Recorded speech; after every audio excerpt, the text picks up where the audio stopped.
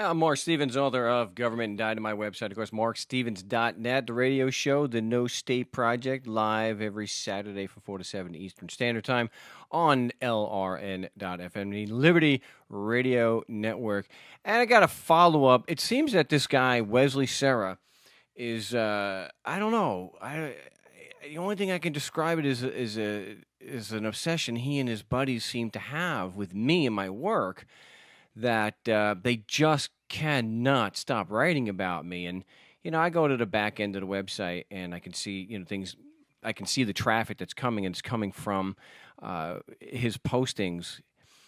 And that's the only way I know about it, because otherwise I don't care what he has to say. But he's lying again. And since I have a real problem with people lying about my work publicly, or lying in general, I want to refute him again. And also because I see it as a teaching tool, because people may think that just because he's a lawyer and he writes things that look good, that they're actually true. But just a little bit of critical thought and analysis, you can see that Wesley Serra is he's just hateful and dishonest. I don't know what the basis of his obsession with me is. I don't know. I don't care. But we're going to go through this. We're going to further discredit him and show his lies. Again, so that anybody thinking that this man has any credibility whatsoever, he doesn't. And if you're thinking of giving him any money, don't. You're better off keeping it in your pocket and doing it yourself. I guess it's caveat emptor there, buyer beware. But what he's lying about is this motion to dismiss. Now, I had originally thought that all they would do is say, oh, it's just a traffic ticket, and try to marginalize it. Now, his lie is that I've never had anything thrown out. Every time, regardless of the success stories, which is pretty damn deep now, regardless of all this evidence of tickets being thrown out, even in Ireland, none of that matters. Because according to Wesley Serra, every single time this information that I have, my motion to dismiss, every time it's brought up in court, every time it is denied. So even though I posted the proof, which is right here, it's a decision in order granting the motion to dismiss, he says this is not actually proof at all. So let me go to the lie that Wesley was telling. Here it is. And of course, he's quoting this from my forum on markstevens.net. But this is on Quatloose. And you can't miss the irony here. A wise man proportions belief to the evidence. He says, judge directs ADA to respond to motion. Dumbass ADA responds by simply telling the judge that he should deny it. The judge, understandably pissed off, decides to teach dumbass ADA a lesson. He points out that the ADA's response contained no law, no facts, no argument, and grants the motion. It is and will be perfectly clear to everyone in the real world, in other words, not here at markstevens.net, that the judge who wrote this order was not agreeing that he had no jurisdiction, or that the state had no standing, or anything of the kind. He was sending a message that he expected to be taken more seriously than this ADA took him. Now, on its face, if you don't know too much, you figure he's a prosecutor, he probably knows pretty well. But the fact is, the motion to dismiss was granted and it was based on a lack of evidence proving jurisdiction. So whatever message he wanted to send to the prosecutor, the final say is the evidence here, and that is, he granted a motion to dismiss for lack of evidence. That's the legal effect, whatever Wesley wants to read into it. And so when you say something like this, Wesley, when somebody is in court and they say something like this, that's called speculation. So if you're in court, you would object and, of course, say speculation, or assumes facts, not in evidence.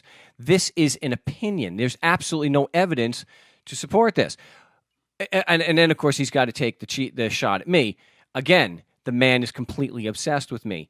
Seems completely obvious except to Stevens. Well, I want to just take a moment and go through this faulty logic that Mr. Serra likes to use, which is really all that he has.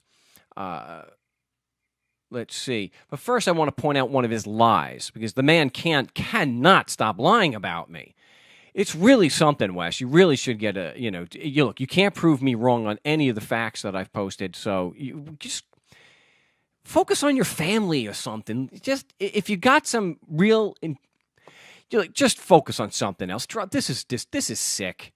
I think you need help. You just can't stop lying. Wow, I just noticed that Stevens, in the blog post, either deleted or never posted what led up to the order. When read together, there was only one possible interpretation. So he then puts the documents leading up to that. Where Wes is lying is that the documents he's posting there, he took from my website. They're right there. That's the one document. Boom, there's the prosecutor's response. So this is his response. So, of course, I didn't take them off the website. They're all there. Wesley, you're just a lying, hateful man. The pleadings submitted by defendant have no basis in law or fact and therefore should be denied. Now, it doesn't bother Wes at all, the fact that prosecutors have responded this way before, and the judge has agreed and denied the motion.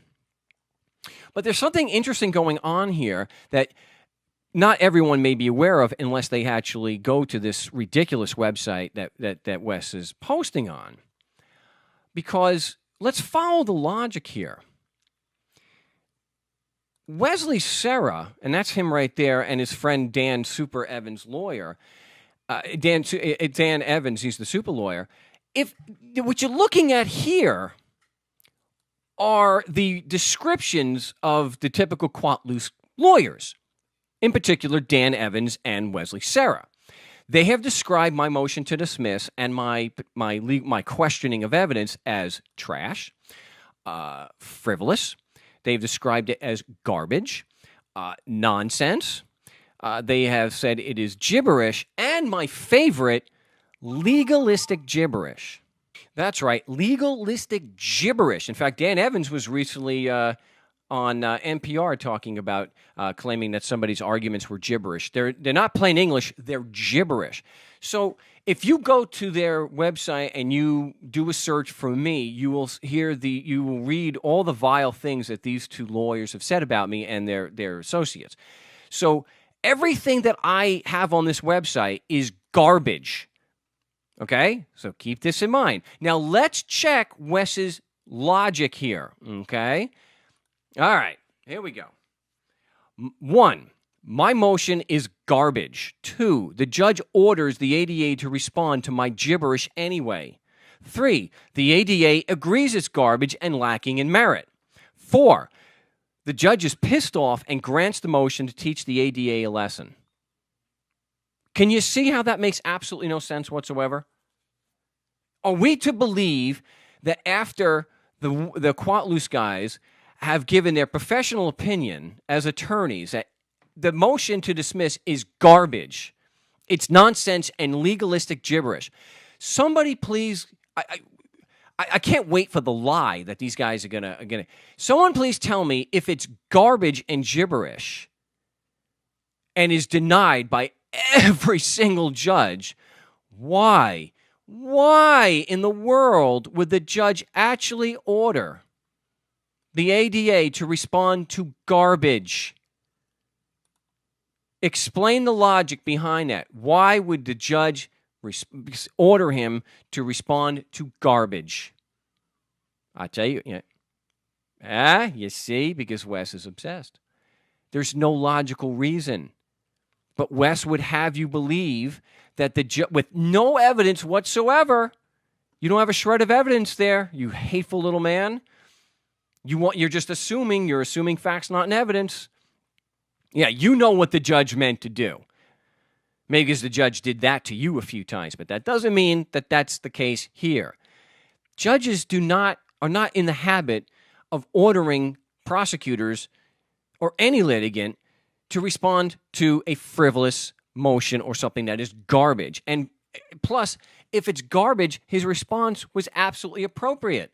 You don't file a formal response. You file a motion to strike.